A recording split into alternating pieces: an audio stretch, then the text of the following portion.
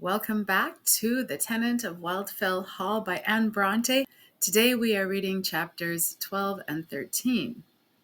Now, there are some mysterious things afoot. For example, when Markham expressed his feelings toward Helen, and for just a tiny moment Helen seemed to feel the same toward him, but then she withdrew quickly and said, "Stop. You must not talk to me this way. We can only be friends, sort of like brother and sister. And if you can't accept that, you're out." So he says, no. I'll be happy to abide by your terms. And then he asks her, why? Why can't I be more than a friend?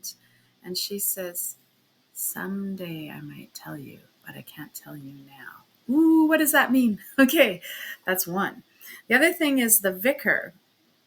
He has come to visit Mrs. Markham, and he told her with great authority that he has been to see Mrs. Graham, and that Mrs. Graham has not taken his advice as she should have. And as such, the rumors, he's kind of believing them, the rumors that we're not actually sure what they are. He will not allow his daughters to cavort or to spend time with Helen. And he advises Mrs. Markham strongly to lay down the same rule for Gilbert and Rose, her children. Gilbert stands up and storms out of the room. He's having none of this. And he feels strongly inclined to go directly to see Helen. Okay, what happens next? Chapter 12, A Tête-À-Tête and a Discovery. In little more than 20 minutes, the journey was accomplished. I paused at the gate to wipe my streaming forehead and recover my breath and some degree of composure. Already, the rapid walking had somewhat mitigated my excitement, and with a firm and steady tread, I paced the garden walk. In passing the inhabited wing of the building, I caught sight of Mrs. Graham through the open window, slowly pacing up and down her lonely room. She seemed agitated and even dismayed at my arrival, as if she thought I too was coming to accuse her. I entered her presence, intending to condole with her upon the wickedness of the world and help her to abuse the vicar and his vile informants. But now I felt positively ashamed to mention the subject, and determined not to refer to it unless she led the way. "I am come at an unseasonable hour," said I, assuming a cheerfulness I did not feel in order to reassure her. "But I won't stay many minutes." She smiled upon me, faintly, it is true, but most kindly. I had almost said thankfully, as her apprehensions were removed. "How dismal you are, Helen! Why have you no fire?" I said, looking around on the gloomy apartment. "It is summer yet," she replied. "But we always have a fire in the evenings, if we can bear it, and you especially require one in this cold house and dreary room. You should have come a little sooner, and I would have had one lighted for you, but it is not worth while now. You won't stay many minutes, you say, and Arthur is gone to bed." "But I have a fancy for a fire, nevertheless. Will you order one if I ring?" "Why, Gilbert, you don't look cold," said she, smilingly regarding my face, which no doubt seemed warm enough. "No," replied I, "but I want to see you comfortable before I go." "Me comfortable," repeated she with a bitter laugh, as if there were something amusingly absurd in the idea. "It suits me better as it is," she added in a tone of mournful resignation. But, determined to have my own way, I pulled the bell. "There now, Helen," I said, as the approaching steps of Rachel were heard in answer to the summons. There was nothing for it but to turn round and desire the maid to light the fire. I owe Rachel a grudge to this day for the look she cast upon me ere she departed on her mission, the sour, suspicious, inquisitorial look that plainly demanded, "What are you here for, I wonder?" Her mistress did not fail to notice it, and a shade of uneasiness darkened her brow. "You may not stay long, Gilbert," said she, when the door was closed upon us. "I'm not going to," said I, somewhat testily, though without a grain of anger in my heart against anyone but the meddling old woman. "But, Helen, I've got something to say to you before I go." "What is it?" No, not now. I don't know yet precisely what it is or how to say it, replied I, with more truth than wisdom. And then, fearing lest she turn me out of the house, I began talking about indifferent matters in order to gain time. Meanwhile, Rachel came in to kindle the fire, which was soon effected by thrusting a red-hot poker between the bars of the grate, where the fuel was already disposed for ignition. She honored me with another of her hard, inhospitable looks in departing, but little moved thereby, I went on talking, and setting a chair for Mrs. Graham on one side of the hearth and one for myself on the other, I ventured to sit down, though half suspecting she would rather see me go. In a little while, we both relapsed into silence and continued for several minutes, gazing abstractedly into the fire, she intent upon her own sad thoughts, and I reflecting how delightful it would be to be seated thus beside her, with no other presence to restrain our intercourse, not even that of Arthur, our mutual friend, without whom we had never met before. If only I could venture to speak my mind, and disburden my full heart of the feelings that had so long oppressed it, and which now struggled to retain with an effort that it seemed impossible to continue much longer, and revolving the pros and cons for opening my heart to her there and then, and imploring a return of affection, the permission to regard her thenceforth as my own, and the right and the power to defend her from the calumnies of malicious tongues. On the one hand, I felt a newborn confidence in my powers of persuasion, a strong conviction that my own fervor of spirit would grant me eloquence, that my very determination, that absolute necessity for succeeding that I felt, must win me what I sought, while on the other I feared to lose ground I had already gained with so much toil and skill, and destroy all future hope by one rash effort when time and patience might have won success. It was like setting my life upon the cast of a die, and yet I was ready to resolve upon the attempt. At any rate, I would entreat the explanation she had half promised to give me before. I would demand the reason of this hateful barrier, this mysterious impediment to my happiness, and, as I trusted, to her own. But while I considered in what manner I should best frame my request, my companion, wakened from her reverie with a scarcely audible sigh, was looking towards the window where the blood-red harvest moon, just rising over one of the grim fantastic evergreens, was shining upon us, said, "Gilbert, it is getting late." "I see," said I. "You want me to go, I suppose. I think you ought. If my kind neighbors get to know of this visit, and no doubt they will not turn it much to my advantage." It was with what the vicar would doubtless have called a savage sort of smile that she said this. "Let them turn it as they will," said I. "What are their thoughts to you or me, as long as we are satisfied with ourselves and each other? Let them go to the deuce with their vile constructions and their lying inventions." This outburst brought a flush of color to her face. "You heard then what they say of me." "I heard some detestable falsehoods, but none but fools would credit them for a moment, Helen. So don't let them trouble you. I did not think Mr. Millward a fool, and he believes it all. But however little you may value the opinions of all those about you, however little you may esteem them as individuals, it is not pleasant to be looked upon as a liar and a hypocrite, and to be thought to practice what you abhor, and to encourage the vices you would discountenance, to find your good intentions frustrated, and your hands crippled by your supposed unworthiness, and to bring disgrace on the principles you profess. True. And if I, by my thoughtlessness and selfish disregard to appearances, have at all assisted to expose you to these evils, let me entreat you not only to pardon me, but to enable me to make reparation. Authorize me to clear your name from every imputation. Give me the right to identify your honor with my own, and to defend your reputation as more precious than my life. Are you hero enough to unite yourself to one whom you know to be suspected and despised by all around you, and identify your interests and your honor with hers?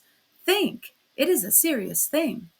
I should be proud to do it, Helen, most happy, delighted beyond expression, and if that be all the obstacle to our union, it is demolished, and you shall be mine. And starting from my seat in a frenzy of ardor, I seized her hand and would have pressed it to my lips, but she as suddenly caught it away, exclaiming in the bitterness of intense affliction, "No, no, it is not all." "What is it then? You promised I should know sometime, and you shall know sometime, but not now. My head aches terribly," she said, pressing her hand to her forehead, "and I must have some repose. And surely I have had misery enough today," she added almost wildly. "But it could not harm you to tell it," I persisted. "It would ease your mind, and I should then know how to comfort you." She shook her head despondently. "If you knew all, you too would blame me, perhaps even more than I deserve, though I have cruelly wronged you," she added in a low murmur as she mused aloud. "You, Helen? Impossible!" "Yes, not willingly, for I did not know the strength and depth of your attachment. I thought, at least endeavored to think, your regard for me as cold and fraternal as you professed it to be." "Or as yours, or as mine ought to have been, of such a light and selfish superficial nature that there indeed you wronged me. I know I did, and sometimes I suspected it then, but I thought upon the whole there would be no great harm in leaving your fancies and your hopes to dream themselves to nothing, or flutter away to some more fitting object, while your friendly sympathies remained with me. But if I had known the depth of your regard, the general disinterested affection you seem to feel, seem, Helen, that you do feel then, I would have acted differently." "How?" "You could not have given me less encouragement, or treated me with greater severity than you did.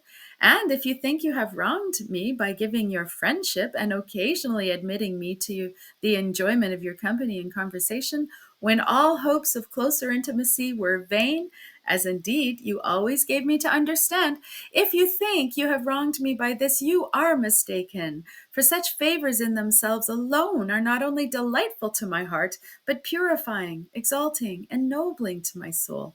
And I would rather have your friendship than the love of any other woman in the world." Little comforted by this, she clasped her hands upon her knee and, glancing upward, seemed in silent anguish to implore divine assistance. Then, turning to me, she calmly said, "Tomorrow, if you meet me on the moor about midday, I will tell you all you seek to know. And perhaps you will then see the necessity of discontinuing our intimacy, if indeed you do not willingly resign me as one no longer worthy of regard." "I can safely answer no to that. You cannot have such grave confessions to make. You must be trying my faith, Helen." "No, no, no," she earnestly repeated. "I wish it were so. Thank heaven," she added, "I have no great crime to confess, but I have more than you will like to hear, or perhaps can readily excuse, and more than I can tell you now. So let me entreat you to leave me." "I will, but answer me this one question first. Do you love me?" "I will not answer it." "Then I conclude you do. So good night." She turned from me to hide the emotion she could not quite control, but I took her hand and fervently kissed it. "Gilbert, do leave me!" she cried in a tone of thrilling anguish that I felt it would be cruel to disobey. But I gave one look back before I closed the door, and I saw her leaning forward on the table with her hands pressed against her eyes, sobbing convulsively. Yet I withdrew in silence. I felt that to obtrude my consolations on her then would only serve to aggravate her sufferings. To tell you all the questionings and conjectures, the fears and hopes and wild emotions that jostled and chased each other through my mind as I descended the hill, would almost fill a volume in itself. But before I was halfway down, a sentiment of strong sympathy for her I had left behind me had displaced all other feelings and seemed imperatively to draw me back. I began to think, Why am I hurrying so fast in this direction? Can I find comfort or consolation, peace, certainty, contentment, all, or anything that I want at home? And can I leave all perturbation, sorrow, and anxiety behind me here? And I turned round to look at the old hall. There was little besides the chimneys visible above my contracted horizon. I walked back to get a better view of it. When it rose in sight, I stood still a moment to look, and then continued moving towards the gloomy object of attraction. Something called me nearer, nearer still. And why not, pray? Might I not find more benefit in the contemplation of that venerable pile, with the full moon in the cloudless heaven shining so calmly above it, with that warm yellow luster peculiar to an August night, than the mistress of my soul within, than in returning to my home, where all comparatively was light and life and cheerfulness, and therefore inimical to me in my present frame of mind, and the more so that its inmates all were more or less imbued with that detestable belief, the very thought of which made my blood boil in my veins. And how could I endure to hear it openly declared or cautiously insinuated? Which was worse? I had had trouble enough already with some babbling fiend that would keep whispering in my ear, "It may be true," till I had shouted aloud, "It is false! I defy you to make me suppose it." I could see the red firelight dimly gleaming from her parlor window. I went up to the garden wall and stood leaning over it with my eyes fixed upon the lattice, wondering what she was doing, thinking, or suffering now, and wishing I could speak to her but one word, or even catch one glimpse of her before I went. I had not thus looked and wished and wondered long before I vaulted over the barrier, unable to resist the temptation of taking one glance through the window, just to see if she were more composed than when we parted. And if I found her still in deep distress, perhaps I might venture to attempt a word of comfort, to utter one of the many things I should have said before, instead of aggravating her sufferings by my stupid impetuosity. I looked. Her chair was vacant. So was the room.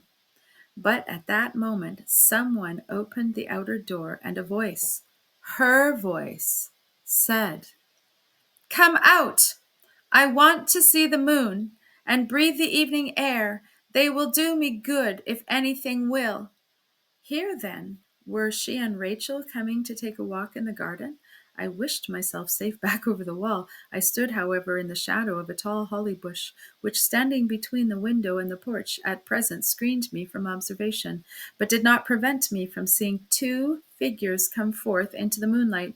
Mrs. Graham, followed by another, not Rachel, but a young man, slender and rather tall. Oh, heavens! How my temples throbbed! Intense anxiety darkened my sight, but I thought, yes, and the voice confirmed it. It was Mr. Lawrence. "You should not let it worry you so much, Helen," said he. "I will be more cautious in future and in time." I did not hear the rest of the sentence, for he walked close beside her and spoke so gently that I could not catch the words. My heart was splitting with hatred, but I listened intently for her reply. I heard it plainly enough. "But I must leave this place, Frederick," she said. "I can never be happy here, nor anywhere else indeed," she added with a mirthless laugh. "But I cannot rest here." "But where would you find a better place?" replied he. "So secluded, so near me, if you think anything of that." "Yes," interrupted she, "it is all I could wish, if they only would have left me alone. But wherever you go, Helen, there will be the same sources of annoyance. I cannot consent to lose you. I must go with you, or come to you, and there are meddling fools elsewhere as well as here." While thus conversing, they had sauntered slowly past me down the walk, and I heard no more of their discourse. But I saw him put his arm around her waist, while she lovingly rested her hand on his shoulder, and then a tremulous darkness obscured my sight. My heart sickened, and my head burned like fire. I half rushed, half staggered from the spot where horror had kept me rooted, and leaped or tumbled over the wall. I hardly knew which, but I know that afterwards, like a passionate child, I dashed myself on the ground and lay there in a paroxysm of anger and despair. How long, I cannot undertake to say, but it must have been a considerable time, for when, having partially relieved myself by a torrent of tears, and looking up at the moon shining so calmly and carelessly on, as little influenced by my misery as I was by its peaceful radiance, and earnestly prayed for death or forgetfulness, I had risen and journeyed homeward, little regarding the way, but carried instinctively by my feet to the door. I found it bolted against me, and everyone in bed except my mother, who hastened to answer my impatient knocking, and received me with a shower of questions and rebukes. "Oh, Gilbert, how could you do so? Where have you been? Do come in and take your supper. I've got it all ready, though you don't deserve it for keeping me in such a fright. After the strange manner you left the house this evening, Mr. Millward was quite— Bless the boy, how ill he looks! Oh, gracious! What is the matter?" "Nothing, nothing. Give me a candle." "But won't you take some supper?" "No, I want to go to bed," said I, taking a candle and lighting it at the one she held in her hand. "Oh, Gilbert, how you tremble!" exclaimed my anxious parent. "How white you look! Do tell me what it is. Has anything happened?" "It's nothing," cried I, ready to stamp with vexation because the candle would not light. Then, suppressing my irritation, I added, "I've been walking too fast, that's all. Good night," and marched off to bed, regardless of the— "Walking too fast? Where have you been?" that was called after me from below. My mother followed me to the very door of my room with her questionings and advice concerning my health and my conduct, but I implored her to let me alone till morning, and she withdrew. And at length I had the satisfaction to hear her close her own door. There was no sleep for me, however, that night, as I thought, and instead of attempting to solicit it, I employed myself in rapidly pacing the chamber, having first removed my boots lest my mother should hear me. But the boards creaked, and she was watchful. I had not walked above a quarter of an hour before she was at the door again. "Gilbert, why are you not in bed? You said you wanted to go." "Confound it, I am going," said I. "But why are you so long about it? You must have something on your mind." "For heaven's sake, let me alone, and get to bed yourself." "Can it be that Mrs. Graham distresses you so?" "No, no, I tell you it's nothing." "I wish to goodness it mayn't," murmured she with a sigh, and she returned to her own apartment, while I threw myself on the bed, feeling most undutifully disaffected towards her for having deprived me of what seemed the only shadow of a consolation that remained, and chained me to that wretched couch of thorns. Never did I endure so long so miserable a night as that, and yet it was not wholly sleepless. Towards morning, my distracting thoughts began to lose all pretensions of coherency, and shape themselves into confused and feverish dreams. And at length there followed an interval of unconscious slumber. But then the dawn of bitter recollection that succeeded, the waking to find life a blank, and worse than a blank, teeming with a torrent of misery, not a mere barren wilderness, but full of thorns and briars, to find myself deceived, duped, hopeless, my affections trampled upon, my angel not an angel, and my friend a fiend incarnate. It was worse than if I had not slept at all. It was a dull, gloomy morning. The weather had changed like my prospects, and the rain was pattering against the window.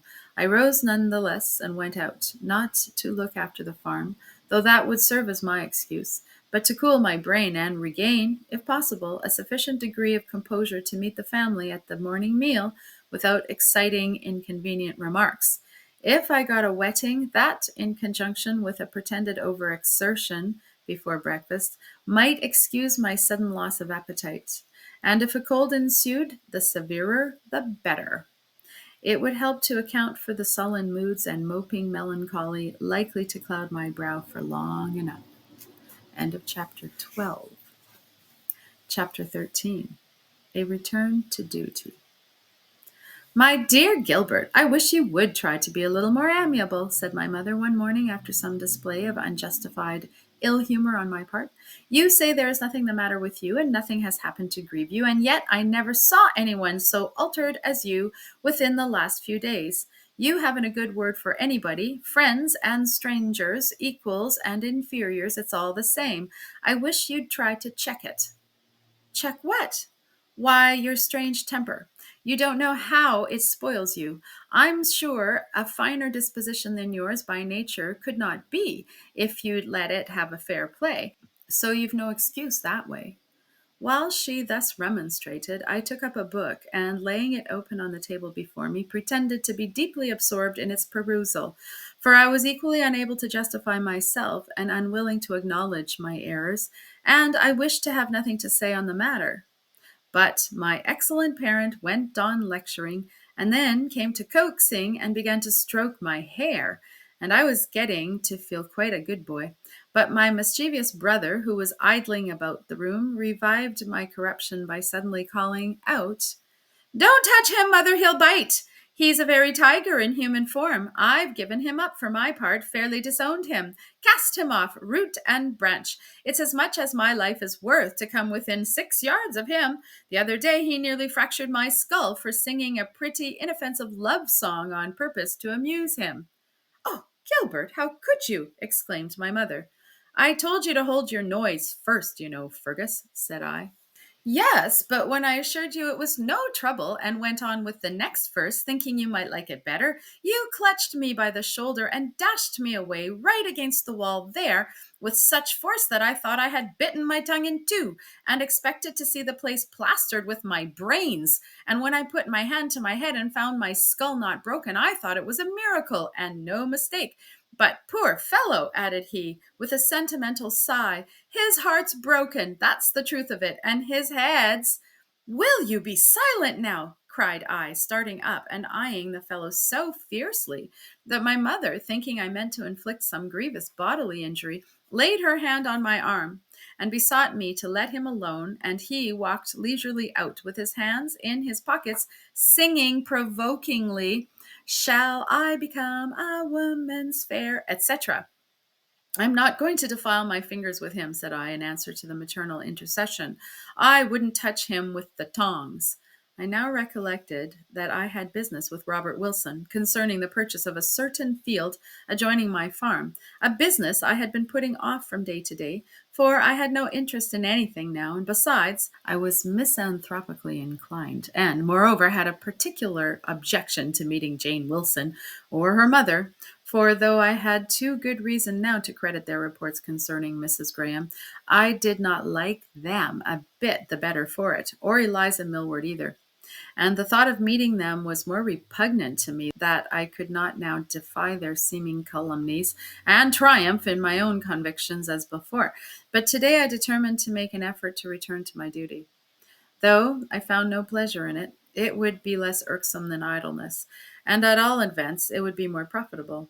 If life promised no enjoyment within my vocation, at least it offered no allurements out of it, and henceforth I would put my shoulder to the wheel and toil away like any poor drudge of a cart horse that was fairly broken in its labor, and plod through life, not wholly useless, if not agreeable, and uncomplaining, if not contented, with my lot.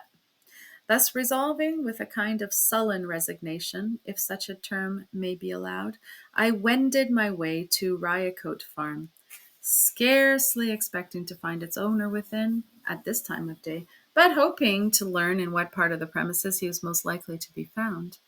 Absent he was, but expected home in a few minutes, and I was desired to step into the parlor and wait. Mrs. Wilson was busy in the kitchen, but the room was not empty, and I scarcely checked an involuntary recoil as I entered it, for there sat Miss Wilson, chattering with Eliza Millward. However, I determined to be cool and civil. Eliza seemed to have made the same resolution on her part. We had not met since the evening of the tea party, but there was no visible emotion either of pleasure or pain, or attempts at pathos, no display of injured pride. She was cool in temper, civil in demeanor. There was even an ease and cheerfulness about her air and manner that I made no pretension to. But there was a depth of malice in her too expressive eye that plainly told me I was not forgiven. For though she had no longer hoped to win me to herself, she still hated her rival and evidently delighted to wreak her spite on me. On the other hand, Miss Wilson was as affable and courteous as heart could wish, and though I was in no very conversable humor myself, the two ladies between them managed to keep up a pretty continuous fire of small talk.